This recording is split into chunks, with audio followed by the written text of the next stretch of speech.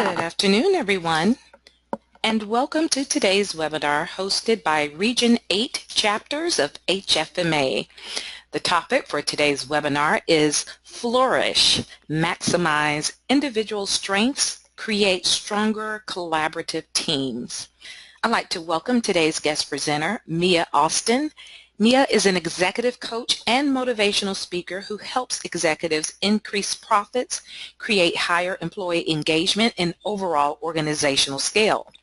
She works directly with her clients to translate, mobilize, and execute decisions aligned around their company's goals. Mea can assist with hiring, managing, and motivating your most precious resource, your people. Mea's credentials include Culture Index licensing, certification as an executive coach and time management expert, along with a National Speakers Association membership.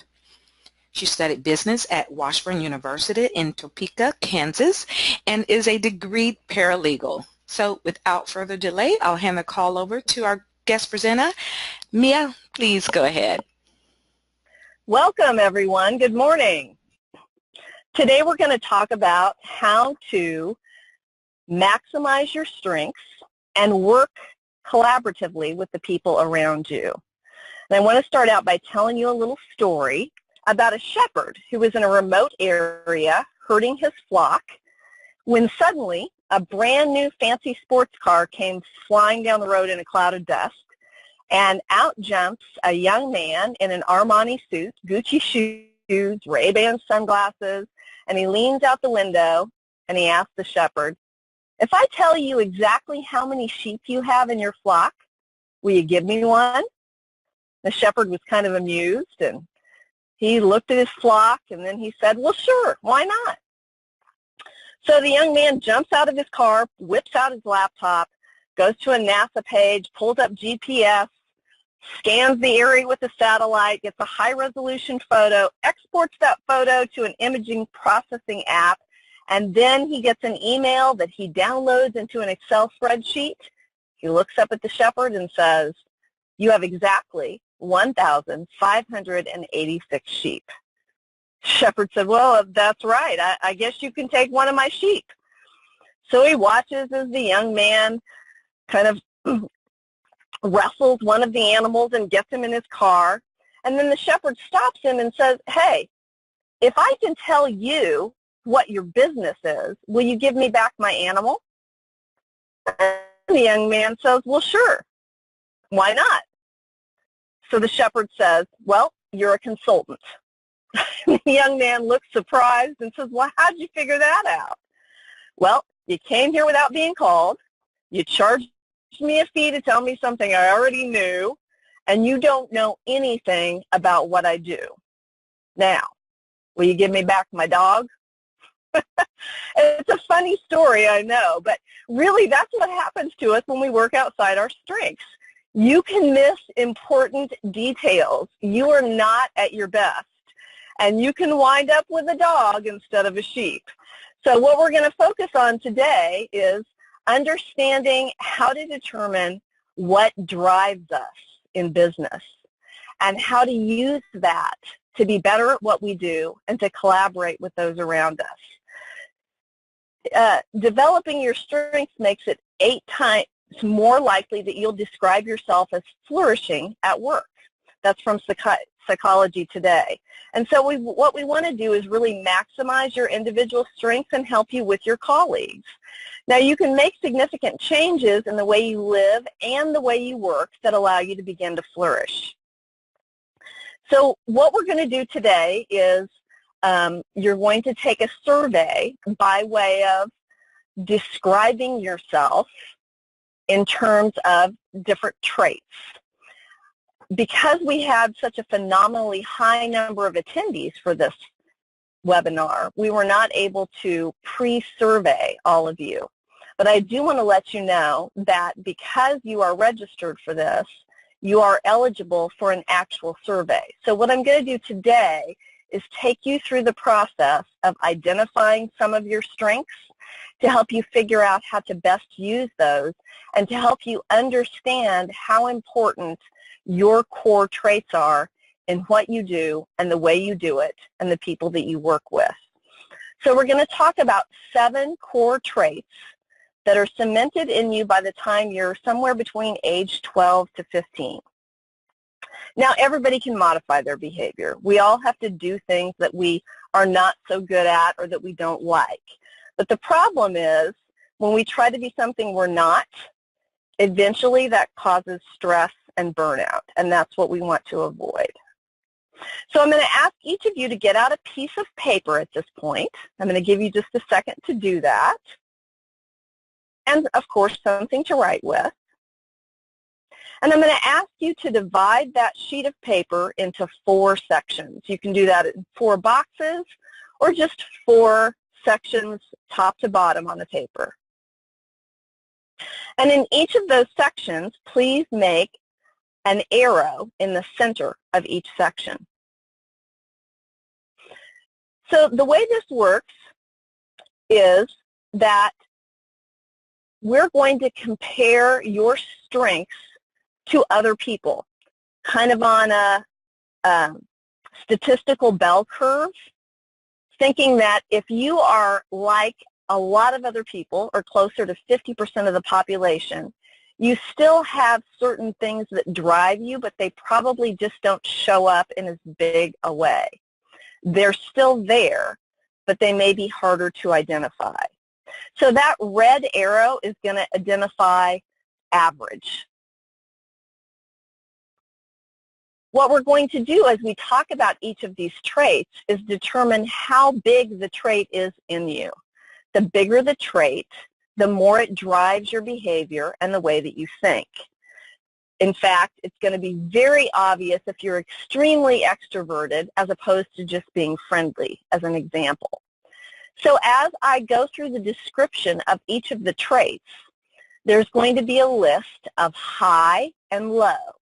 If you find that you identify more with the list of words we use to describe the trait of high, you're going to want to make those notes on the right-hand side of the arrow in that section. If you identify with more of the words that I use to describe the lower end of that trait, you're going to identify that on the left-hand side of the area. When you actually complete a survey, which again, all of you will have an opportunity to do, what you'll see is you'll see something that looks like this. The further out the traits are identified from 50% of the population, the bigger the trait is, the more it shows up. Some people look like that top graph, and some people look more like that bottom graph. They have those traits. They do drive the way they work, but they're not as noticeable to the outside world. You're not going to be able to specifically identify the strength or the magnitude of each of your traits today, but you should get some idea based on the word descriptions that I'm about to give you. Then we're going to use that information that you write down on this piece of paper to determine how you might better utilize your strengths and how you can collaborate with the people that work around you. So let's get right to it. I'm not bossy. I have skills, leadership skills. Understand? Well, the first trait we're going to talk about is confidence, independence, and risk-taking. It's called autonomy, or the ability to choose. Take that first section on your piece of paper, and if you identify with the words on the right-hand side that say hi, you're going to write those words on the right-hand side of the arrow that you've drawn on that paper. If you identify with the words on the side that says low, you're going to write those words on the left-hand side of the paper. Please carefully consider each word that I'm giving you. If you really identify with it strongly, write it down. If you don't write it down. The more words you write, the larger this trait is in you. So let's begin. The difference between someone who has a great deal of autonomy is the difference between feeling like you need to be careful or feeling like you're very self-confident. If either of these words stand out to you as being a very strong trait and something that you identify with very deeply, you should write that word down. Again, High, you're going to be very independent, an independent thinker. And if you have less of that trait, you're going to be more supportive of other folks. Accommodating versus strategic. A team player, somebody who is very good at determining what the group wants and being diplomatic and employing the group's will, versus, on the right-hand side, somebody who is very assertive. Unselfish, self-starter. You don't need anybody to tell you what to do. Diplomatic, going to get everybody on the same page, going to prevent conflict, going to help everyone in the group come to a consensus. High side, driven. Low side, non-confrontational. High side, competitive. I'm going to go ahead and give you the rest of the words that describe autonomy and let you look at those to determine which of those words you identify with. Take just a moment and look at the word list. If you feel conflict, if some of the words on the low side are significant to you and you feel like they describe you, go ahead and write them on the left side of your arrow. If some of the words on the high side describe you, it might be that you're kind of in the center. Again, this depends on how large the trait is in you and your ability to shift. If you identify with all of the words on the right-hand side of this list, you probably have a very high autonomy trait. If you identify with all of the words on the low side, you probably have less autonomy, and that is not a trait that drives you as significantly in the way that you work. Again, we will have an opportunity for questions at the end of this presentation, as well as an actual survey to help you identify specifically where you fall. But right now, I just want you to kind of get an idea and start to get a sense of some of your core traits. The next trait that we're going to review is social skills. And this is your ability not only to talk to strangers, but also to read people, and this also dictates your desire to be with people or to be left alone. It's kind of whether you prefer people or tasks. So again, I'll give you the list here, and I want you to begin to review the list and take a look to see which of those traits stand out to you. Are you distant with new people, or do you really enjoy new people? If you had to go to a networking meeting every day of the week and spend a lot of time talking to strangers, would that give you energy, or would that suck the life out of you? Do you like to be alone? Can you spend all day in your office without talking to anyone, or do you need people? Will you get up from your desk and go seek other people out to have interaction with them because that gives you energy? Do you tend to listen quietly, or do you tend to talk a lot and think out loud? Do you prefer things or tasks, or do you prefer people? And if you had to just sit in a room by yourself all day without any interaction with people, working on a spreadsheet, how would that make you feel?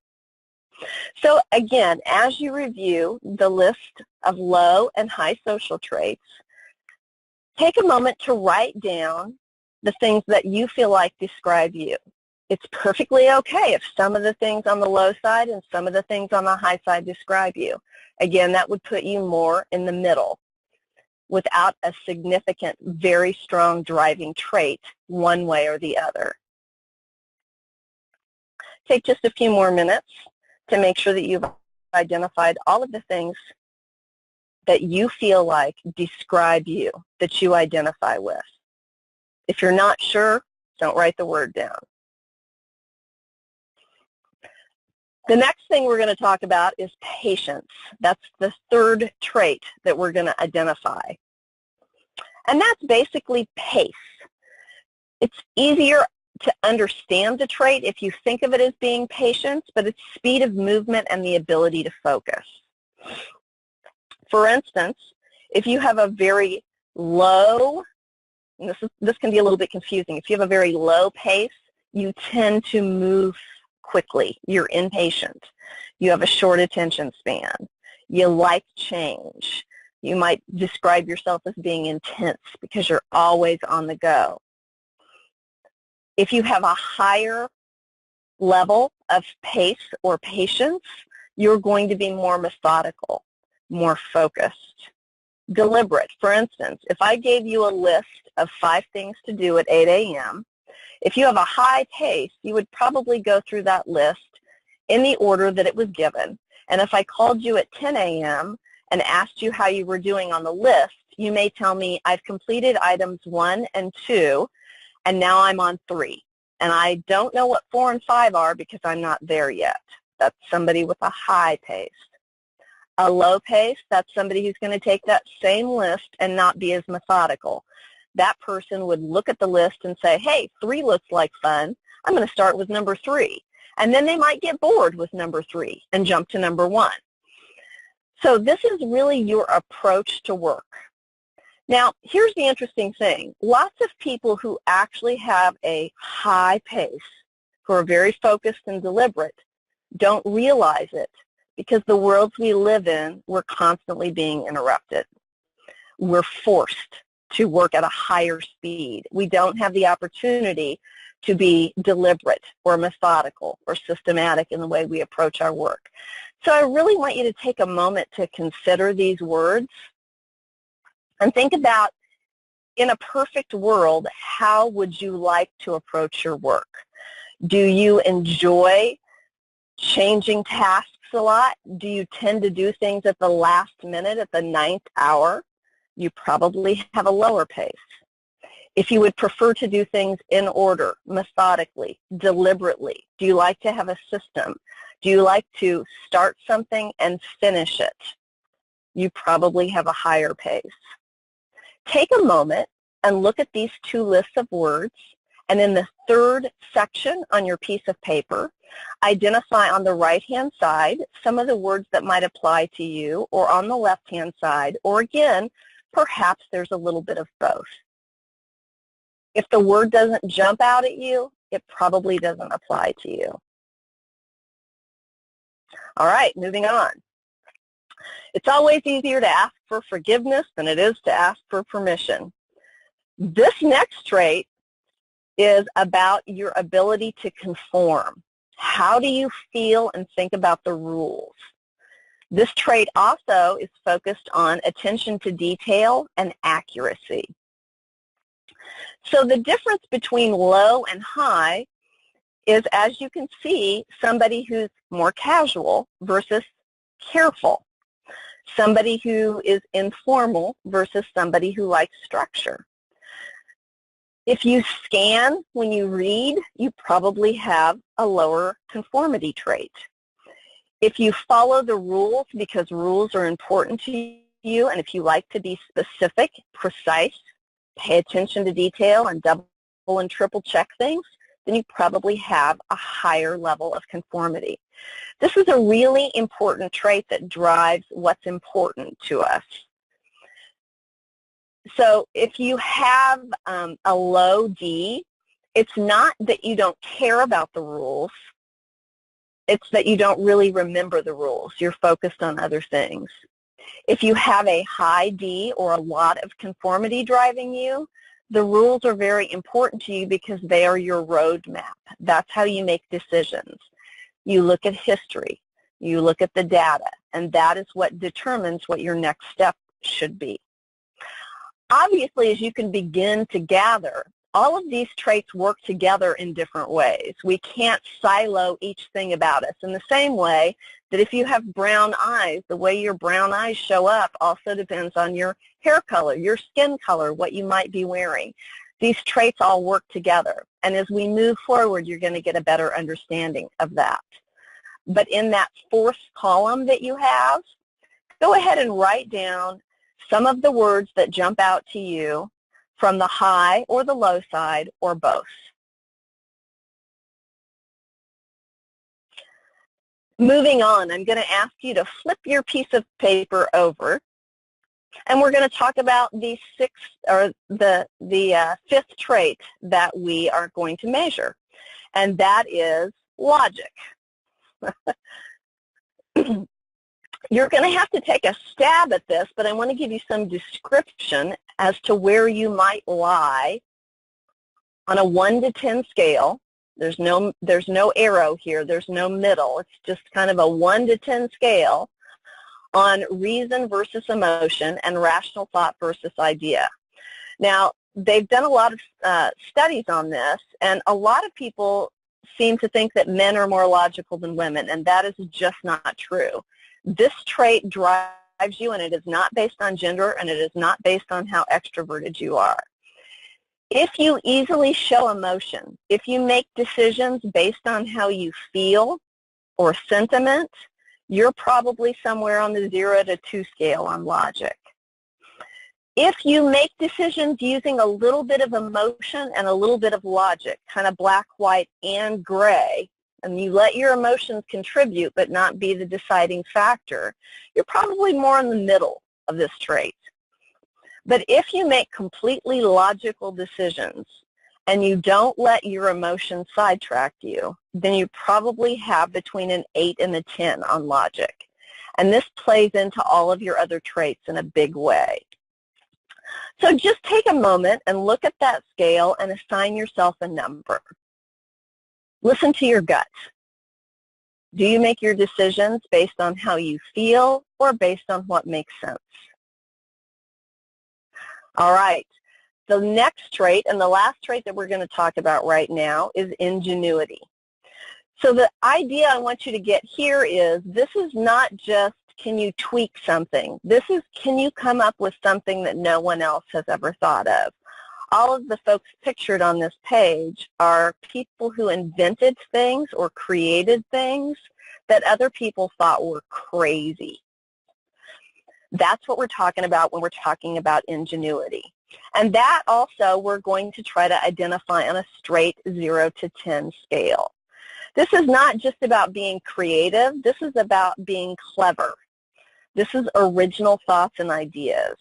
And really, if you have a lot of ingenuity, other people will think you're sort of unrealistic, just as they did when Ford talked about building a car. They thought that was crazy. If you have very low ingenuity, you're probably going to tend to just do things the way you've always done them. On that scale of 1 to 10, we divide it up into 2 sections. A 0 to 6 would be occasionally you tweak something, occasionally you come up with a new idea. 7 to 10 would be more abstract thinking, more unique thinking. You probably have ideas floating around in your head that you don't share with people because people would think you were crazy. So go ahead on the back side of your paper, and for ingenuity, assign yourself a number. 0 to 6, less imaginative. 7 to 10, multidimensional, abstract thinking, or radical thinking. All right, so now you've got some idea of what your core traits are. You've identified some of the things that stand out to you, and I want you to reflect on that as we move forward and we talk about how these things drive you in the workplace. One of the last things I want to cover with you that we measure also is energy units. Now, I'm not able to provide you with your energy units without actually completing the survey, which again, you will have the opportunity to do. But I do want you to be aware of what this does. The level of energy units is kind of your battery, kind of a AAA versus a D battery. The more energy units you possess, the longer you're able to shift and be something that you're not. We all have some ability to do that, and we're all asked to do that. But the toll it takes on you is determined by the level of energy units that you have. What happens when we're shifting and we've been doing it for too long and we no longer have the energy to do that, our energy level actually drops. If your energy level goes up when you're shifting, that is an indicator of stress. And that's something else that we actually measure with this survey. Again, we don't have that figure right now, but I want you to consider the fact that the average person cannot work outside their strengths for long periods of time because it takes a toll on them. Either they burn out and they give up, or they become very incredibly stressed. So to get the big picture now, to see how all of these things begin to work together, I want you to look at this next slide, which shows the way that we have grouped the core traits that most people have into 18 typified patterns, and we've divided those patterns up into 4 categories. So at the top of the page, you'll see that all of the profiles and the dots on that page have a high A. Go back and take a look at what you wrote down for your A trait. Do you have more of the high qualities or the low qualities? If you have a lot of those high A trait qualities, if you identified with a lot of the words on the high side of that list, you might perhaps fall into one of the visionary patterns. The thing that they all have in common is that confidence, the ability to take risk, and the willingness to confront. Take just a moment to think about that when you think about what you wrote for your A trait. The next section are technical people, and you can see what they all have in common. They all have a high D trait. That is data. That is how you make your decisions, making decisions based on what happened before, on history, needing to understand the data, review the data, get as much data as possible, and know that the data is correct. And that is one of the core things that drives you. Take a look at that 4th section on your piece of paper and determine whether or not you wrote down a lot of the words that indicate that you have a high D trait, or if you have more words on the left side indicating that you have a lower D. Those folks who have technical abilities, who have a technical pattern, tend to have a high D trait. The next category is social. And clearly, all of the folks in that particular area have a high B trait. That's the social skills. All of these particular profiles are people who have a good deal of high social skills. Take a moment and look at your piece of paper in the B trait, which was the second trait that we discussed, and determine whether or not you wrote down a lot of the high B words or the low B words. Again, if you wrote down some of both, that would put you closer to 50 percentile and closer to that red arrow. And then, of course, the last group is kind of all over the map. We need a lot of different people to collaborate together to have an efficient workplace. So if we just had people from those top 3 typified patterns, those are all really big traits, and we need people who are in between who can get the work done. So if you look at the organizational patterns, you'll see that there's a variety of different things happening there. Some of them have a high pace. Some of them have high attention to detail. Some of them have high social skills. But there is no consistent there. And those are the people who are actually helping us get the work done. So what happens is we spend time trying to build our weaknesses. As a matter of fact, that's what happens all through our life in the education system. If we bring home a report card and there's 5 A's and 1 D or F, what does everybody focus on? What's wrong with this? Why did you get a D in social studies? What do we need to do to pull that up? And so, yeah, that makes sense in school, but in life and in work, these core traits are patterned in you by the time you're about 12 to 15. And so what I'm suggesting to you is, instead of trying to strengthen a trait that you don't have, to actually focus on the traits that make you tick, your preferences, the way that you like to work, to determine how you can better work in your current work environment. The other thing that we tend to do is, if somebody's really good at their job, we think they would be great as a manager over other people in that job. And that's just not always true. The traits that allow you to be really good at your job may not be the traits required to lead other people in that job. And those are common mistakes that we make as well that keep us from flourishing. at the end of the day, people can't change their traits. You are who you are, and that is who you're going to be. And the more we can center on that, understand that, and work toward our strengths, the more effective we will be. You know, Jim Collins says it in Good to Great: get the right people on the bus in the first place and keep them there. And that's another part of the goal here, is to actually identify what our jobs require. And that's another piece of this tool that you'll be able to experience if you would like to. We can do a job survey where we determine what traits are required for a particular job based on leadership and management who supervise that position and what they think the position needs. We also then can do this survey on people who are in the position who are flourishing or who are poorly performing, to get an idea of all of the people who have these traits do a great job in this capacity. And then basically when we bring people into our organizations, we can compare the applicants with the core traits of the job and look at the percentage of fit. And that way, we're able to get people on the bus in the right seat from the beginning. We don't all have the luxury of doing that, though.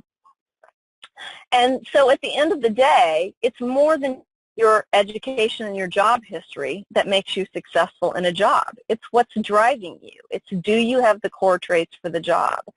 So I want to go over with you some actual profiles from people in healthcare to help you see how this actually creates productivity in the workplace.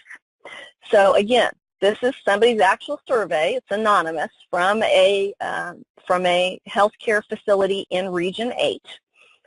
And this particular person, as you might see, has very low autonomy. That means that this person is going to be more of a team player.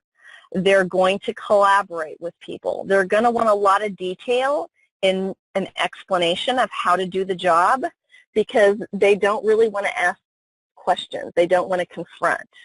This is a quiet person who could probably work all day in an office by themselves without interruption and wouldn't seek out people.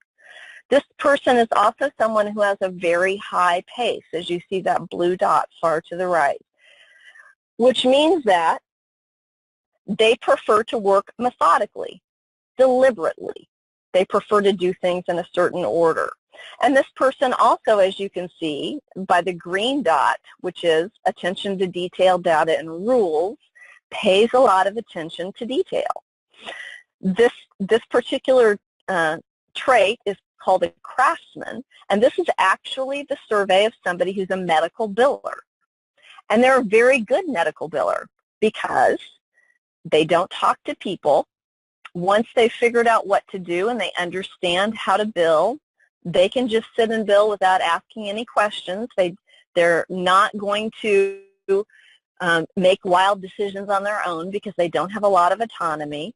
Very methodical, get through the billing, sit and bill, accurately paying attention to detail. This is also a person who, if you look at the L, which is logic, is very logical, which is also helpful in medical billing. So this is somebody who, based on their profile, is going to be predictable, consistent, focused, and analytical. They're going to be laid back. Now, they can appear extroverted, but only if they're talking about what they know. That's another way that high D, if you have a lot of high D traits, even if you're not a big social person, if you have a low B and you don't have a lot of those high B traits, you can still come across as very passionate when you're talking about the data and something that you know. This is someone who prefers tasks instead of people. This is someone who can sit at a desk and get claims out the door and get them out cleanly and accurately. And that's the way these profiles begin to show up in the workplace. This is somebody who's very social, as you can see. This is somebody who has a good deal of autonomy, which is confidence, risk-taking. They're very personable, as you can see by the high B trait. There's somebody who can persuade, who enjoys meeting new people, doesn't mind talking to strangers. This person has a low pace, which is the blue dot, the C. So they're very animated, they move on quickly, and they don't pay a lot of attention to detail, which is the green dot, the D. So what you've got here is somebody who's a people person, who's pretty persuasive and enthusiastic, likes to be with people, likes to just keep moving, talk to people and move on, talk to people and move on. This is somebody who's colorful and enthusiastic, and they sell instead of tell. High B's sell, high D's tell. That's one of the differences. But this is somebody who needs to delegate the details because of their low D. This person has a little bit of ingenuity, that's the I, and kind of middle of the road on logic. But the main thing that's going to drive this person is their desire to be out front with their vision, talking to people, working at a quick pace, and not having to follow up on anything. That's somebody who's great at growing an organization and creating new business. So here is an actual CFO in healthcare's profile. And this profile is actually called the specialist. And you can see what the big trait is in this person. This person is driven by their need for data, perfectionism, details, and rules, protocol. That's what that high D, that green dot means. This is somebody who is not a risk taker, not particularly talkative, as you can see from the A and the B. And the interesting thing about this CFO is that their pace is kind of right on the normative line. They're not really driven to move quickly, but they also are not extremely methodical. They can kind of go either way. This is somebody who thinks accuracy is the most important thing. This is somebody who's going to be very loyal and sincere because they follow the rules. And again, somebody with a high D might seem extroverted, even though this particular CFO has a very low social trait. But this is just when they're talking about the facts and not real social settings. This is somebody who definitely prefers process over people. So what's interesting here is that this is a very common profile for a CFO in a healthcare organization.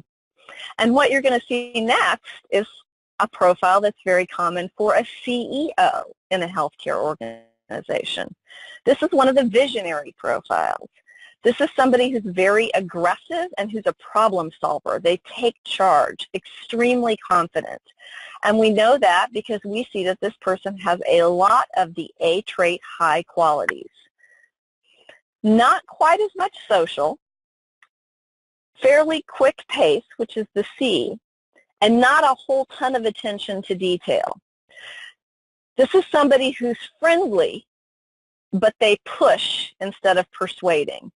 The push is the high confidence level and risk-taking. They have less social skills. So instead of trying to persuade someone nicely to do something, they're going to tell people what to do. This is somebody who's pretty impatient and ought to have other people follow up. So what's very interesting, when we go back and we look at this profile of the CFO, it is almost completely opposite of the profile of the CEO. The interesting thing about this is they collaborate extremely well. The CFO is able to provide all of the data, but doesn't have to make the decision about what to do. So doesn't have to take the risk, doesn't have to persuade anyone, that's the A and the B trait, can move quickly when he needs to, or can slow down, and is going to provide a lot of data. This person, the CEO, is going to be able to take that data and determine what to do next, to confront, to take risk, to move forward. It's a very nice partnering. And that's what we're talking about when we're talking about how to use what's driving you to work best with the people around you that you need to collaborate with. The next thing I want to talk about is your job behaviors. So we've identified, what the traits mean, and you've got some idea now of what your core traits are and what may be driving you. And you probably have been thinking about some of the people that you work with and what's driving them. But the other thing that we actually measure when we do these surveys is, what do you think you need to be doing to be successful? And that's where we run into problems. Sometimes we have the perfect traits for a job, but somehow we've misread the signals we're being given from management, and we try to be something we're not, and it doesn't work out very well. Sometimes we realize we need to be different than we are, and we attempt to do that, and you can only do that for so long. So what's really interesting here is that this particular profile is an actual financial counselor in a healthcare facility, and this person was a very good financial counselor. As you can see, lower A, so not going to make harsh decisions, not going to take risks, not going to jump out and take charge of things, going to kind of go with the flow and follow instructions. This person has a high B, which means they're persuasive and friendly and somewhat charismatic. They've got a little bit of a strong pace, so they can get things done. They can stay focused and finish tasks. And they don't have a ton of attention to detail, but again, you'll notice that D trait is close to normal. So that's not a huge lack of attention to detail. It's just not one of their stronger points. Well, what happened with this particular financial counselor was, even though she was a great financial counselor, she had problems with attendance and tardiness. And that was what her manager focused on to a really severe extent. And what happened was that led to her actually pulling back her ability to make decisions, or her A trait, and kind of giving up on even saying anything. And she got really focused on all the rules, and were the rules being applied to everyone else in regards to tardiness and attendance the way that they were being applied to her.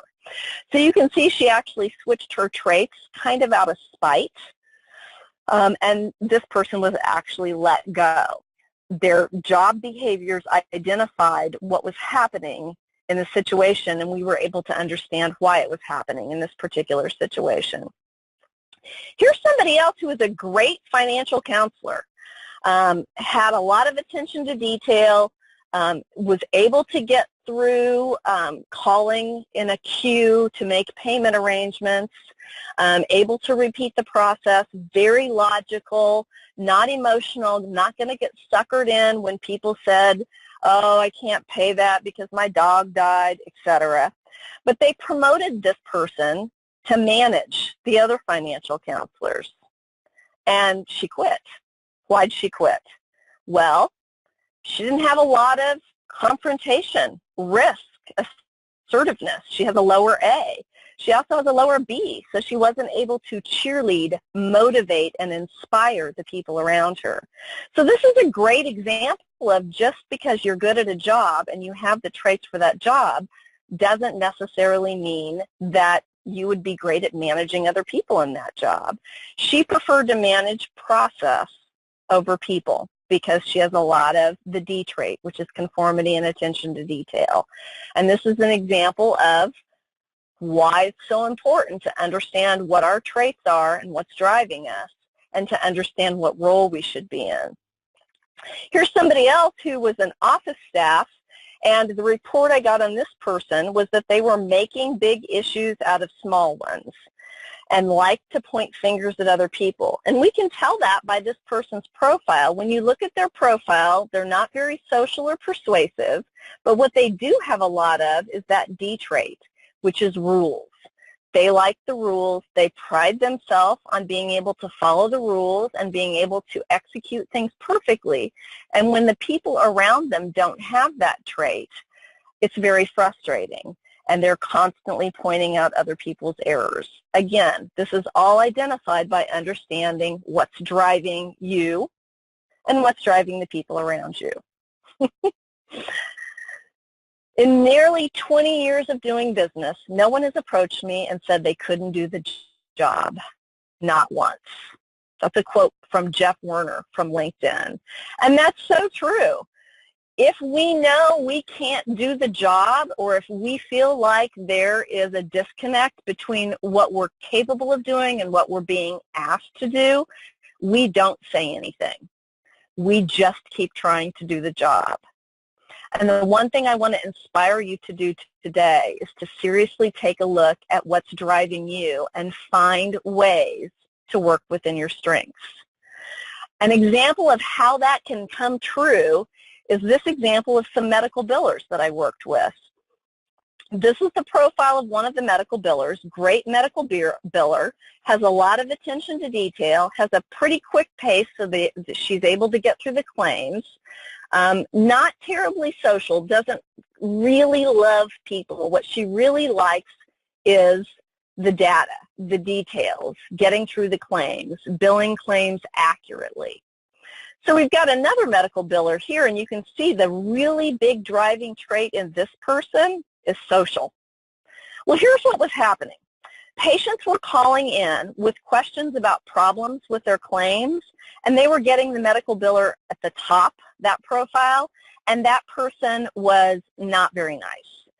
That person wanted to just bill claims and not answer people's silly questions. And not only that, the fact that that person has so much attention to detail and conformity, patients questioning why their claim hadn't paid could sort of be taken as you didn't bill my claim right, which is very offensive to somebody who prides themselves in doing things perfectly. The gal below, not so good at getting claims out the door, not as good at accuracy, had more denials, but fabulous with patients. So what we did was we took those two people and divided their job duties up. And that top biller sat and pushed out claims and didn't have to talk to patients or to insurance companies or other providers about problem claims. The medical biller profile on the bottom had the responsibility of answering all the patient questions and contacting providers to talk about problem claims. And that person had the ability to persuade providers to help them identify what was wrong with the claim and get it billed properly. So, sometimes it's just a matter of shifting some duties around and figuring out who should be doing what based on what you're best at, based on what drives you. Really, if you have to ask if someone else is up to the task, you already know the answer. Just in the same way that we don't like to admit if we can't do something, we know when someone around us is not capable of something. And to continue to expect them to suddenly figure out how to be capable of that or to be something that they're not, that's not going to happen. That's an expectation that's going to go unmet. And so it really comes down to, do the dots match the job? Do the core traits that you possess match what you're being asked to do? And if not, how can we make subtle shifts? What are the people like who are around you? How can you best collaborate with them? I love this quote by Albert Einstein. Everybody's a genius, but if you judge a fish by its ability to climb a tree, it will live its whole life believing that it's stupid. And that's really what we're talking about here today. The more you understand yourself, the more you understand the people that you work with, the more successful you will be. So I have to ask you, do you have a clear understanding of the core traits that drive you? And are you working within your strengths? Is that how you're focused? And do you know the strengths of the people on your team? And if you can't answer yes to all of those questions, then you might want to take a look around you. You might have accidentally gotten a dog when you meant to get a sheep. So we're going to open it up for questions now. I do want to remind you that because of the number of attendees that we had, we weren't actually able to provide each of you with your own personalized survey in advance of today's webinar. So I hope that identifying some of those standout words allowed you to experience this in a way that was powerful for you, but you are eligible to receive a complimentary individual or a survey of the teams that you work around, both those who you look to for your leadership and management and people that you may manage. And then that way you're going to be able to utilize your actual data so that you can flourish. And I'm giving my contact information here if you would like to complete an actual survey to clearly identify all of your core strengths as well as those of the folks around you. You're welcome to contact me. I'm going to turn this back over to Nikki to begin to take questions. Great. Thank you so much, Mea, for such an engaging presentation. I tell you, I learned a lot about myself in the past 51 minutes or so. Several takeaways. Thank you so much for that. Before I take our first question, just reminding everyone to type your question into the questions chat panel located to the right of your screen, and we'll take as many as time will allow. I'll start with responding to the question about the replay. So this has been recorded, and we will make sure that this is distributed to everyone on the call. I'm sure that there are some who were really surprised by the great content and may want to share this with their teams. So there was one question about how to access the survey, and I believe you just spoke to that. Should they email you, Mea, to get access to that survey? Yes. If you would like an individual survey, or even a survey of your entire team around you, just simply email me at the email address that you see on your screen right now, which of course is included in the PDF copy that you'll be receiving of this, and let me know your email address, your position, and your location, and we'll set that up for you. Great. Awesome. All right. So we have a question that's come in. You mentioned in the bio that you are able to assist executives with hiring. Do you suggest this type of survey as a part of a company's recruiting efforts? Absolutely. I remember in my 25 years in healthcare spending hours and hours reviewing resumes. And what a resume tells you is somebody's education and job history. And then people show up and try to be what they think you want. And we don't really know objectively what drives them and what their strengths are. So when we're able to do a survey in advance of hiring someone, and not only that, when we're able to identify the core traits required by a job, which is an additional layer of this, then you can actually match up the core traits that are needed to be successful in a position and the core traits of an applicant, and then you review the resumes of those folks who are a better percentage of fit, who you know can be successful in the position. And then you can look to education, job experience, etc. Absolutely. Sounds like a pretty critical tool to have in your toolbox from a recruiting perspective. So, and who do you find typically owns or takes ownership of this type of tool? Would that be someone in a training capacity, or a direct manager, or HR? The folks who we see implementing this are primarily people in leadership. They institute this process in their organization so that they can not only bring the right people in and put the right people in the right seats on the bus initially, which helps minimize problems moving forward, but then they also use this as an ongoing tool to manage, motivate, review performance, create job descriptions, and to really take their team to the next level so that they're operating at peak efficiency and that revenue streams flow. Makes a lot of sense.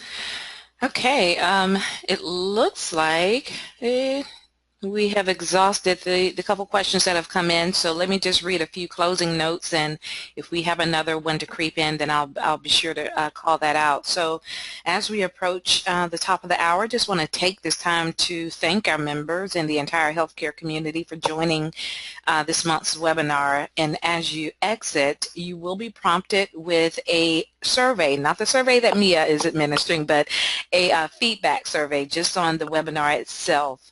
So we would appreciate you sharing that that feedback with us, not only talking about the webinar, but let us know what other topics you'd like to hear in future webinars, and you will also get a chance to provide all of the email addresses for everyone who may have viewed over your shoulder, just to make sure that everyone gets their credit. And we also hope that you can join us for our April 11th is our next webinar installment, so stay tuned for some details around that. So it looks like those are only questions that are going to come through. Again, Mea has provided her contact information graciously. So thank you again to our guest presenter, Mea Austin. You are very welcome. I hope you all benefited from the information shared, and feel free to reach out to me with additional questions in the future. Great. And on behalf of HFMA Region 8, thank you again, everyone, for joining, and have a great afternoon.